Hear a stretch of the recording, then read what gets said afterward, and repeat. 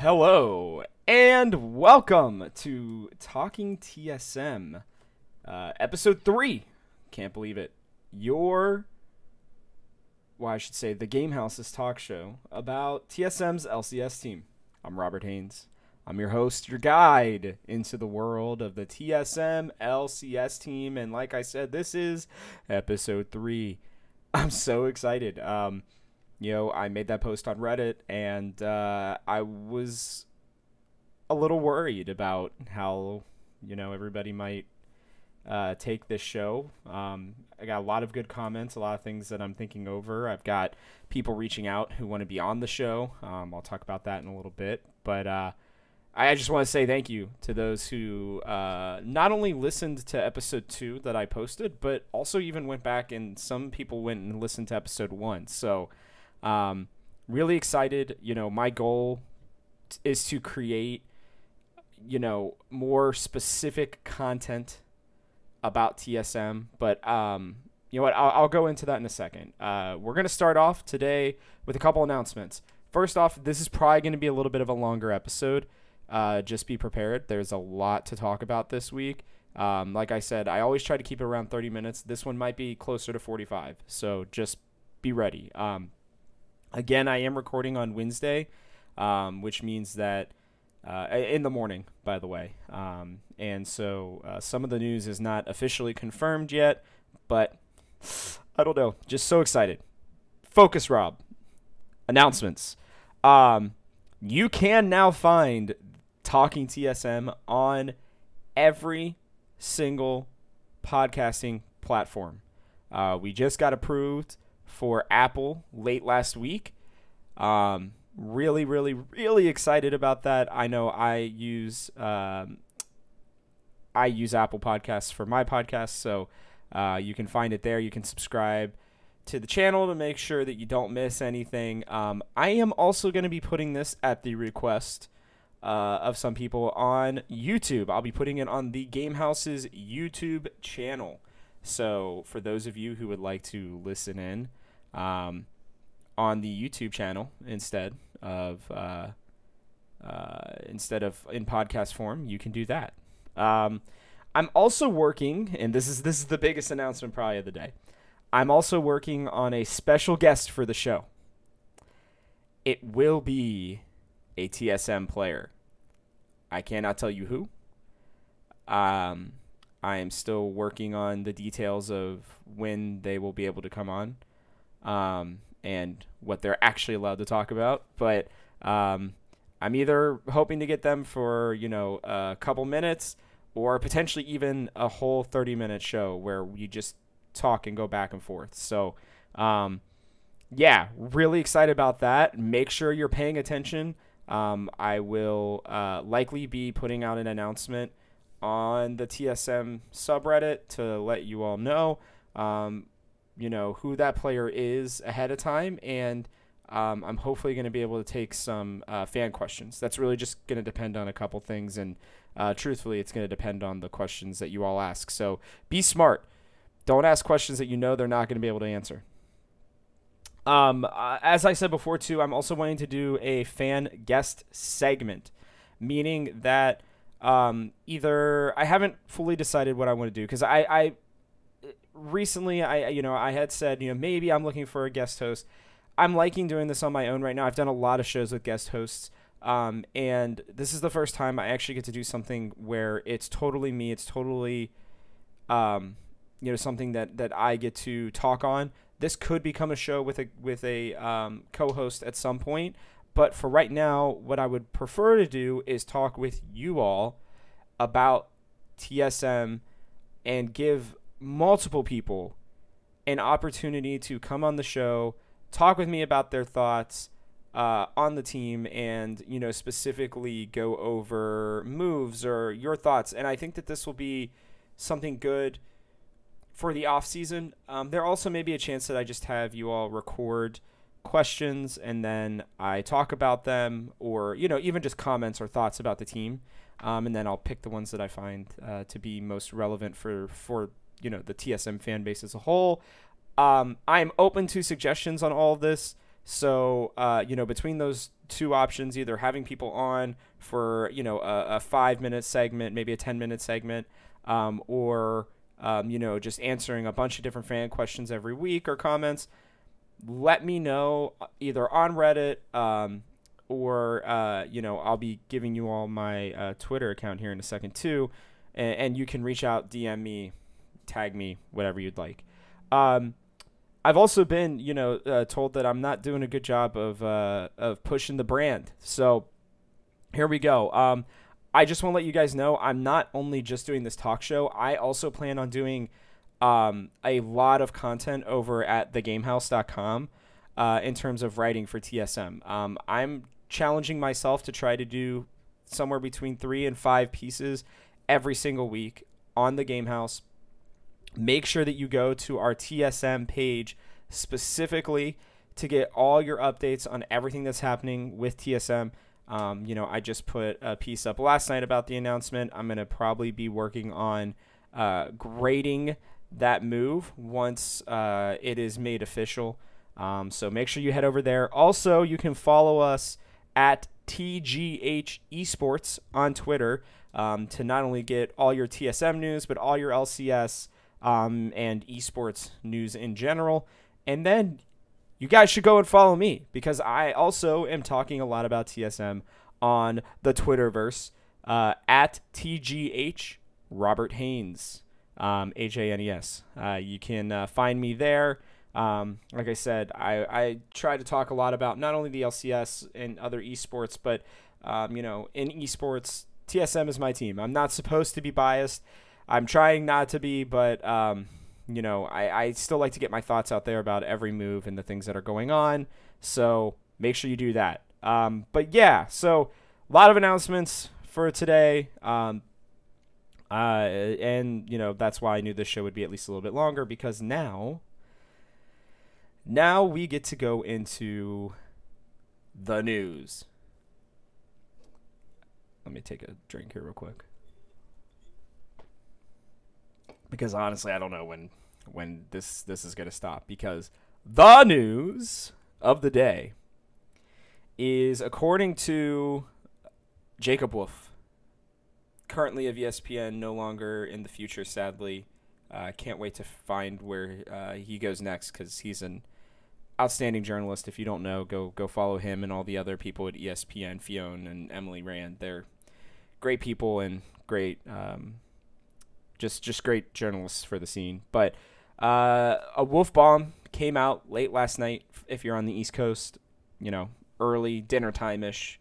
If you are on the West Coast, that Power of Evil has decided to sign with Team Solo Mid. And I have so many thoughts about this move. If you can't tell, I'm a little happy about it. To give a little background, I've always liked PoE personally.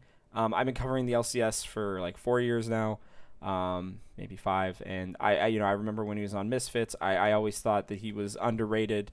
Even back then, he comes over to Optic, CLG, and FlyQuest. He's been on a new team every single year, and I don't think that has anything to do with him. I have interviewed him. I have met him in person, I think twice now, maybe 3 times, while at finals. First time was with CLG, and then I believe we talked again FlyQuest earlier this year. And first off, if he does end up coming to TSM, which if Jacob Wolf's reporting it, I would say there's a 99% chance that that's the way things are going down. He's not one to just go for rumors, at least at this point in his career. And he and I can tell you that PoE is a great just individual, just human being. He's so nice. He's so kind. He smiles all the time. And from everything that I've heard from his teammates and everything else, is he's a great teammate. Everybody's always had their worries about his limitations as just a control mage player. But then you go and you watch his LeBlanc and you're like, well, maybe that's not totally correct. Oh man, where to start here with this? Like, first off, PoE I think brings stability at a position that has had so much stability for so long. And sure, there were other options out there that could happen. I even wrote about them. I will admit there is still a part of me that really wishes that TSM would have picked Evolved and gone young. I know that is not a popular opinion on TSM. I have seen how my piece did, about about TSM going with a younger squad. I understand that. I still think for NA as a whole, there are some teams that need to go young, and I understand why TSM is deciding not to. So I'll talk about the young players and Evolved maybe on another segment, or maybe even on another show, I should say. But Power of Evil is going to be only the third mid laner of all time for TSM. That has to be, if not the lowest, one of the lowest turnover rates for any position in all of esports. Again, all of esports. Okay? I'm talking Overwatch, CSGO, Call of Duty, hell, even StarCraft when they had all their team, I guess teams or sponsored, people. It just doesn't happen, guys. I can't tell you long-term contracts, player stability, team stability as a whole is still something that is so new in the esports world. And I can imagine that the way TSM won him over is not only because, he's going to get to work with Bjergsen. It's not only because of the brand, but he just turned 23. I think he's got 3 to 4 more good years left in him, maybe 5, depending on how things play out. And he just performed well at Worlds. He performed well all of last season. He finished second twice, and I think he wants to win. And I think coming to TSM, depending on, what they end up doing with this whole roster, is going to give him that opportunity. And I think that there's a chance that we're going to find out that they signed him to a multi-year deal similar to Jensen. Hopefully at least a little bit less. Because I still think that Jensen contract is pretty large. Outside of that, I think TSM wanted to bring stability. Again, it makes me worry about Evolved. We'll talk about that another day. But for PoE to come in, I would argue that he was the most realistic and best option. When I did my original NAEU pieces, PoE had not been confirmed as not playing for FlyQuest next, this coming year. He was not a free agent at the time, and so I did not consider PoE when doing my NAEU mid options for TSM. And when I look at it, I think that TSM did really well here. I'm going to be releasing, like I said, a grade on that later today or tomorrow once the deal is announced. Y'all just have to go to the game house to check it out. But PoE is going to be such a great option. I guess I should go into why. He is going to bring legitimacy to a team that, again, is trying to compete. And when you look at the potential rosters that Team Liquid and Cloud9 are putting together, you need somebody who is going to be strong in the mid lane. And at a minimum is going to at least be able to match the talent that is currently in that position. Now, I'm not going to tell you that he is the best mid laner in the LCS this coming season. There is a chance that he could be that depending on where Perkz goes. There's also a chance that even with Perkz there, he may still have moments and times where he is able to succeed even over somebody as great as Perkz. That does not mean that all time or that even overall that he is better, but but PoE is very, very, very good in his own right. And TSM fans should be ecstatic because, truthfully, when you look at the Perkz situation, it's so unlikely that TSM were going to do that. They don't spend a whole lot of money in the offseason. They tried that with Sven and Mithy. It didn't work out. This team it's always been, I think, I would use the word smart with the way that they spend their money. And it's not to say that other teams aren't. Like Team Liquid, I just think like they just bankroll their LCS team even with some of the other teams and other things that they do. TSM's main, like, now I guess now 3 things are Myth, Valorant team.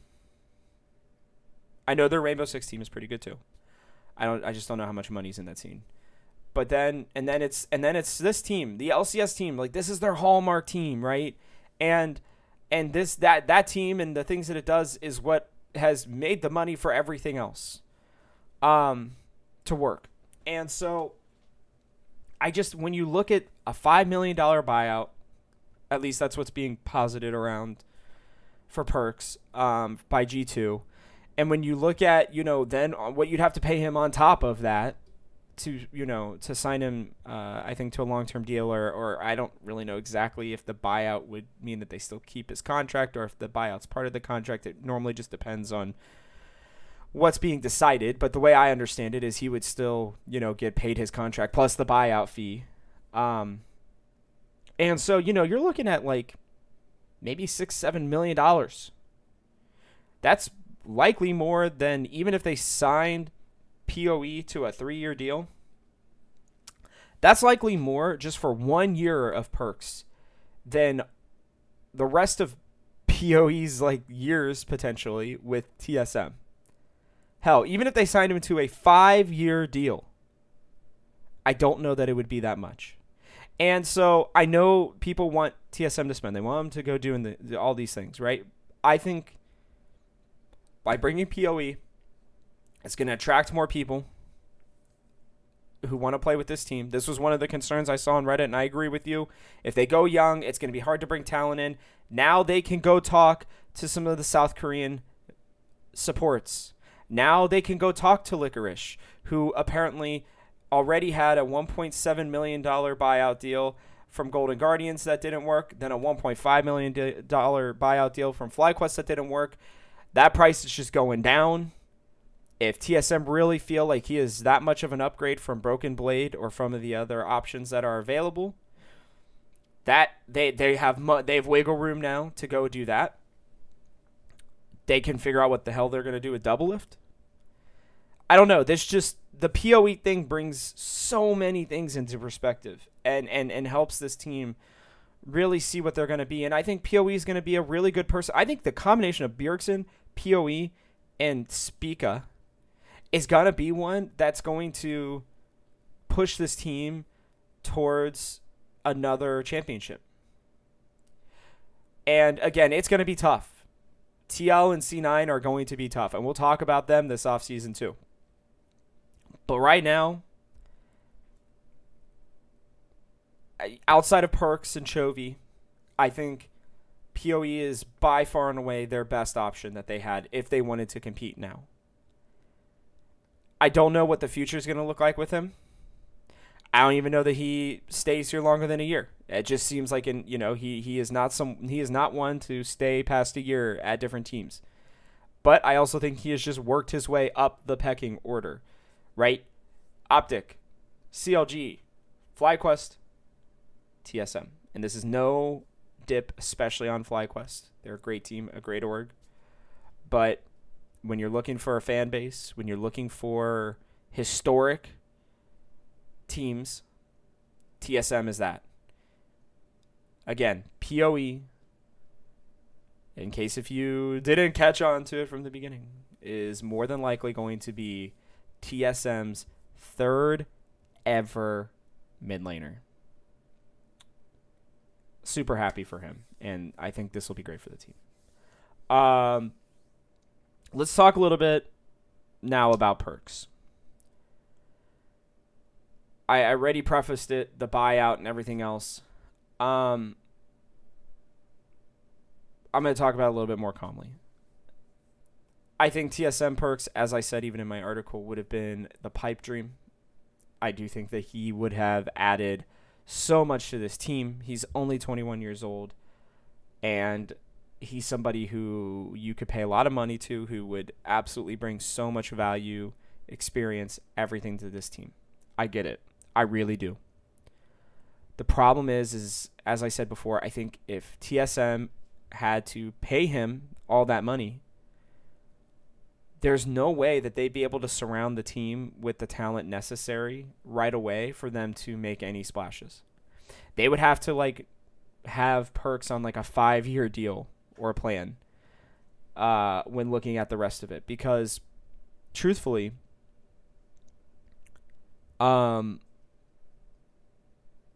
he is such an incredible player, but we've seen what happens when he doesn't have a team around him. He finds success, but he doesn't necessarily, he's not able to do internationally what everybody would like. League of Legends is a team game. And if you put Perkz and 3 rookies in Spica, or Perkz and 3 relatively not as good pieces and Spica together, you're not going to go where TSM wants to go internationally. Now, I cannot tell you that PoE is going to be that person either. I don't know. I really don't. We're going to have to see how the rest of this roster builds out. But I think adding Perkz would have hurt this team, guys. I really do. I think he would have been great as a player. I no doubt in my mind. And he would have brought them plenty of money and everything else. But it's just, it's hard to kind of imagine, like, what else are they going to be able to do? What else could they afford? You know, I did the going all out team, which, you know, some people were like, well, they're not actually going all out. I was just looking at, like, what could realistically happen within the budget. And that team was Licorice, Spica, Perkz, Doublelift, and Keria from Korea. And that team right there, I'll tell you what, that team performs well and succeeds internationally. The problem is I don't know that they'd be able to keep that team together. I just don't know. And I don't know if that would, you know, if Spica would be able to get to the point, you know, necessary. I don't know. There's just so many there's so many interesting issues and possibilities by bringing a player like Perkz in. And again, I think overall he'd be great, but there's just, maybe I'm just compensating in the back of my mind because we're not getting him. Maybe that's what this is. I don't know. But and I knew this was going to be a long shot anyways. But I don't know. I'm okay with where they are landing right now. I don't think they had a realistic chance at Chovy. You know, if one of the 4 young supports from Korea aren't going to come over to TSM, to the LCS, why would Chovy? Why would somebody whose value is immensely more than any of the options that I've given for potential supports? Why would he? You know, why would he leave? It probably wouldn't have happened, sadly. So I think, I guess to wrap up the Power of Evil stuff, you know, that it's a good thing, and you'll see it in my piece. I think you'll be happy with the grade that I give TSM for bringing him on. Now let's take a look at what the roster looks like with PoE. I preference this a little bit. Currently, you know, if we're following, truthfully, if any of these rumors aren't even real, there's a real possibility. The only player who is for sure off of this roster right now is Bjergsen. He's the only one whose contract, well, wasn't even up, but the only one who has left the team, you know, to take over, obviously, the coaching role. But as of right now, without any other news being confirmed, the team would be Broken Blade, Spica, Power of Evil, Doublelift, and Biofrost. I think at a minimum, if TSM ended up, if those rumors about Broken Blade and Biofrost specifically weren't true, I think this team would still be very good. They would compete for a title again. I think that, truthfully, PoE is a side move, probably a little bit lesser than Bjergsen, truthfully. So I think that they would probably find about the same success internationally, and maybe a little bit less success, within the LCS. Now that's assuming that Broken Blade and Spica don't make big jumps. I think Spica absolutely has the chance to do that, and I think Broken Blade still will too. He's still young. I know everybody likes to get on his case sometimes, but damn, that kid has improved basically every split. He had his sophomore split slump that most players have, but splits 1, 3, and 4 of his 4 splits as a pro in the LCS have been pretty good in my mind, for especially a young player. I think everybody forgets how young he is. He is only 20 years old. He came over to the LCS when he was 18. If we don't have patience with young players, well, then, we should stop complaining about not succeeding at Worlds, because we got to give them time to develop. Anyways, that's a rant for another day. If we take the rumors into consideration, that means that 3 of the 5 pieces for TSM are now in place. Spica in the jungle, PoE in the mid lane, and Doublelift in the bot lane. What they can do to build around it will be interesting, what they do. I still am leaning hard towards sign Licorice and sign one of the 4 young Korean supports. I think put your money towards one of the young Korean supports. They're all like between the ages of 18 and 20. They are all really good. They've all found success in a league that is, currently the best in the world. As of, Damn1 winning Worlds. I still think obviously the LPL is the best league in general. But, at least the best team came from South Korea. And so, if I'm TSM, you didn't go and spend big on Perkz. I go and I spend big there. Go out and get one of those 4 people. And if you're wondering who I'm talking about Beryl, Keria, Life, and Lahans. Or Lahans. I don't remember exactly how to pronounce his name. Go grab one of those 4. I know that the LCK is going to be great and everything, but I think this region, if Perkz does come here, I think, weirdly enough, I think it's a buff to the region, even to bring other players here who will want to compete, especially also if Alphari comes here. So, if they can see that the top 3 teams are going to be competitive, they're going to challenge each other, they are going to have a chance internationally. And if TSM is like, hey, why don't you come over here, make a boatload of money, right? And we see how things go. I think that's a talking point. Like, people argue differently. These kids are young. I think you find the most adventurous one, the one that's willing to actually move to a different country. You offer him a lot of money, and you say, hey, you're going to play with Doublelift, somebody who you've probably watched your entire career. Sure, has he been great internationally? Not exactly. Is he still one of the best 80 carries of all time? Probably. And you could come and play with him. Or, maybe they look at doing something else in the bot lane. I don't really know. We'll have to see with that one. But if I'm TSM, you spent your money to get PoE over here, but you didn't spend it on Perkz. That's okay. Now you have the money to go out and get one of those young Korean supports and maybe Licorice. If they do that, this team is going to be solid. Even with Doublelift, because I still think Doublelift has some good stuff left in the tank. I know I said last week as well, looking at it like a Moneyball situation, we're going to squeeze the last bit you have out of you. When I say that, I still think he's got 1, maybe 2 good years left in him. After that, I don't know. This roster is going to be fun to watch, TSM fam. I'm excited to see what happens because there are just so many things that they can do. I expect us to be a little disappointed, to be honest, to a certain degree. Just because I think we all, we want the Perkz, we want the licorice, we want the carrier, we want all these great things, right? I don't know that's going to happen. I just don't.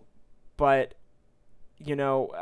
either way, as long as this team has a clear direction, like I don't want them to sign PoE and keep Doublelift and then go with, Chime down in the support and I don't know, some young person in the top lane. If they were planning on going super young, they should have not signed PoE and they should have let Evolve have his chance. I don't think that'll be the case. I think they are aiming towards another championship. And so I would expect to see them signing some more big talent relatively soon. Let's talk about the Leena accusations and stuff like that. Seems like Leena is in the spotlight a lot over the last 6 months, more so than I can ever remember her being before. So apparently, some IMT support coach came out, talked about TSM burning bridges and they're unable to sign these international talent because of it. And then Veteran, who's, relatively most of the time in the know for the LEC and EU players, goes, yeah, well, funny thing is that most of these players that I've talked to that are top tier have said the only teams that they'll talk to from NA are Cloud9, Team Liquid, and still TSM. So, it's interesting because I think what Leena is trying to say, and maybe I'm making excuses for her. I think she's right. I do think that, between the perceived political climate, the issue that the United States is still having with COVID, I can see why even the public perception alone is enough to keep players from being overly enthusiastic about coming over to NA in the LCS. I also think, the LCS struggling at Worlds continuously is probably something that is hurting some of the talks with these players. I'm still shocked that Alphari and Perkz want to come over here. Like, listen, those two are not the normal, they're either near or past their prime, like near the end of their prime or past it, and coming over to make a quick buck. That is not the case with those two players, by the way. When Alphari and Perkz more than likely end up signing with TL and Cloud9 respectively, they will probably be the biggest signings NA has ever had, and they will make this region better. I promise you that. Those two alone would be a driving force to make this region better and more respected. And I know it sounds weird for players coming from other places, but young players like Broken Blade against Alphari, wherever Broken Blade ends up, which he should get a freaking team if he's not going to be on TSM, he is going to learn from just playing against Alphari. It's going to be like playing at Worlds for him every time he plays him, and he's going to learn a lot. For every single mid laner, including Jensen, when they go up against Perkz, it's going to be like they're playing at Worlds. That has, outside of maybe Core JJ, maybe Hooney when he was in his prime, which I guess he technically still is, but you know what I mean, like when he first came over. I don't know that we can say that that's the case for everybody. And so if these teams are going to bring over talent from other regions, and they're good talent that are still heading into or already in their prime and are going to be so for the next couple years, that's the kind of stuff that's going to make the LCS and NA as a whole better. So very excited for that. And then, when talking about, I guess, getting back to the Leena stuff here, just leave her be. I know she messed up with the Dardock stuff, okay? That was obviously unintentional. You know, I know that the double lift stuff as well has been skeptical at best. You know, I mean, it's just tough. It's really tough for her to say anything without being scrutinized right now. And so, you know, if I'm Leena, I maybe take a step back for a little bit, especially once their moves have been made and things have been done, and just let things lie for a while, because I think that this is, I think what the Immortals, you know, assistant coach said may have been said by a player or two, sure. But if Perkz and Alfari come over here, and maybe some Korean players, well, then he's going to be proven wrong. It's not even going to matter. It won't be a talking point past that. So, Leena, you know you've got my support and the support of the TSM fans. You know, don't worry about it. Yeah. The last thing that I want to go through today, and again, this is why we're at about 35, 36 minutes now. I knew this one was going to be a little longer, but the thing that I want to go into is the TSM Legends and Worlds, because this show, since its existence, did not have a chance to talk about Worlds much. You know, as a team perspective as a whole. While watching a 45-minute long Worlds TSM Legends,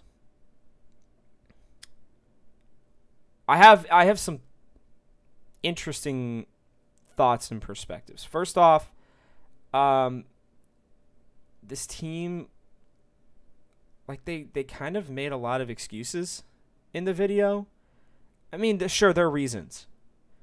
But, like, every team basically had to go through what they were going through with the whole quarantining and probably not eating very well or much, you know, not being able to get out there, not being able to do this. And I'm not saying that does not affect them in their mindset. That 1,000% does. And, you know, if /win, I'm able to get this player that I've been talking to TSM about getting on, I want to talk about that. I want to know, you know, what went wrong there. But it just felt like they were talking so much about, well, you know, scrims weren't going well because our mindset, and then we all just felt like we were trying to be, you know, trying to prove something at Worlds and all this other stuff. Like, I'm sorry, I'm going to be a little critical here. I don't get that. I just don't understand that. How does Doublelift, Bjergsen, and Biofrost, who have been here before, who have done this, especially Doublelift and Bjergsen, how does that become a problem? Clearly, they're talking about Spica and Broken Blade. I can't imagine they're talking much about each other, but it's like, I don't understand it. Like, how does your mindset switch so much from this team style, a team that I would have died on the hill saying that it is one of the best LCS rosters we have ever sent to Worlds. When they were playing as a team, I truly believe they could compete with just about anybody. And I don't understand how the coaches and how these two legendary LCS players allowed things to slip away so quickly. You had 2 weeks. I get it if it happens for the first couple of days, even for the first week of quarantine. But you had, what, like 3 weeks to a month before you actually played? I think it was 3 weeks. And you're telling me, even if you give them a full month between their first week, you know, of being unsuccessful, how do you? I don't get it. How does this team lose their ability to play as a team so quickly when TL and FlyQuest were able to do it so seamlessly? Sure, were they great? No, they weren't great, but they were good. They were good enough. They won games. They played as a team. They played teams that were better, arguably, than the teams that were in the same group as TSM. And so, again, arguably, I'm just very confused. And truthfully, no, definitely teams that were better. Definitely teams that were better. FlyQuest went 3-3 against Top Esports, DRX, and Unicorns of Love. Unicorns of Love would definitely been a team that I think TSM should have beat. But, like, FlyQuest still went 1-1 against Top Esports, and their games against DRX were pretty close. Team Liquid went 1-1 against everybody, including Suning, a team who ended up being there at the end, being in the finals. But yet TSM, who faced Gen G, Fnatic, and LGD, a Fnatic team that lost 3-2 to Top Esports, and Gen G, who got rolled by G2, and LGD, who, in my mind, shouldn't have been anywhere near 3-3 with the way that they were playing from, even their play-in time. And yet, when I watched TSM Legends, all I sat there and thought about was, how is this team so disorganized? And if I'm being honest, it was really disappointing. Because now we go into this next year. The two young pieces that this team has been building, around, or not even around, but just the two young pieces, Broken Blade, who's been on the team now for 2 years, and Spica, who TSM are keeping, which is great. If they were such an issue, like it feels like Broken Blade is maybe going to end up being the scapegoat of the 06 TSM team. When instead of when I'm watching it, it just felt like Bjergsen and Doublelift looked, I don't want to say outclassed, because I don't think that's true necessarily. They just didn't look like themselves. They leaned on the young guys to get it done. And in most cases, Spica and Broken Blade played fine. It was the three veterans that did not live up to my expectations at Worlds, even theirs. And if they're still going to Worlds feeling like they have something to prove instead of focusing on bringing the team together and playing as a team, I don't know what else to say. Because Bjergsen's about to be our head coach, and I am ecstatic for that. I do think he's going to be an excellent head coach, without a doubt. But Doublelift is still likely going to be on this team too. So you're still going to have the two veterans, the two that everybody expected to be those two to push this team to international success, the ones that were going to help Spica and Broken Blade come along and be those guiding lights for them. And yet they're both sitting there saying, yeah, we didn't perform. It didn't feel like we came together as a team. I don't know. Maybe I'm being overly critical. But I watched that, and this thought just keeps coming to my mind. Why was this team unable to stay together as a team? And there's clearly things on the back end, by the way, that happened. And I'm not going to disregard those things, right? And I'm not going to sit here and place the blame solely on Bjergsen or solely on Doublelift or Biofrost or there's so many things that could have gone wrong, and their mental state may have truly been worse than other teams. All right, COVID's tough, and being locked in a room for 2 weeks, for 2 full weeks, that sucks. There is no doubt about it. Okay? I'm not going to tell you that is easy, and I'm not going to tell you that it didn't absolutely affect them. But it affected all the other teams too. And they were still able to come together. So we'll have to see for next year with both of these players. I love TSM Legends. I think it is just one of the greatest pieces of content that is out there for esports. I'm sad that we're not going to have anything for the offseason. I obviously understand why. I'm hopeful that next year, it'll be even better. I'm, with no Broken Blade, like he's been kind of the star, I feel like, the last 2 years, because he just loves to talk. It's going to be weird not having him on it. Should the rumors again be true. But yeah, I don't know. I'd love to hear your guys' thoughts on this topic because I want to be supportive of the team, but I also want to try to be critical where necessary. And I would love to hear more. And maybe I missed some of the parts. I was a little distracted while watching some of it, I'll be honest. I had some other stuff going on, so I don't know. I just love this team so much. I'm so sad because I loved that iteration.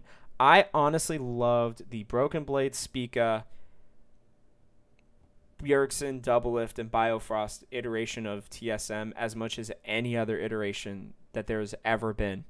And I was so hopeful that, should Bjergsen have stayed, I think this team could have spent the next 2 years really becoming something great. And now we're starting over again. And it feels weird. But it's all good.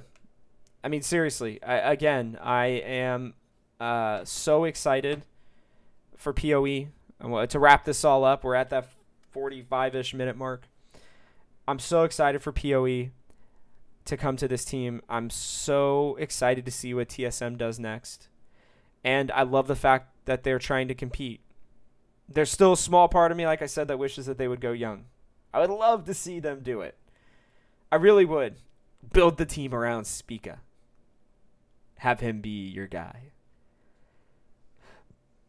But I'm excited for PoE. So, yeah, with that, as I said, make sure, check me out at TGH Robert Haynes. Follow the Game House at TGH Esports. Make sure to check the TSM page. I will be posting content there as much as I possibly can about our beloved TSM team. And yeah, with that, yeah, sorry. Make sure that you also send in suggestions. Make sure that you, if you want to ask a question, comment, be on the show, or let me know. I've already talked to 1 or 2 people about it. I'm going to be working on trying to get that all figured out. I'll also let you guys know as soon as I know when or if, there's still always an if, but I'm pretty sure I'm going to be getting that guest player. So very excited. Be on the lookout for who that's going to be. So, yeah, with that, thanks for tuning in. As a reminder, the show comes out every Thursday for your ear holes to enjoy. And I'm Robert Haynes, and this has been Talking TSM. See you next week.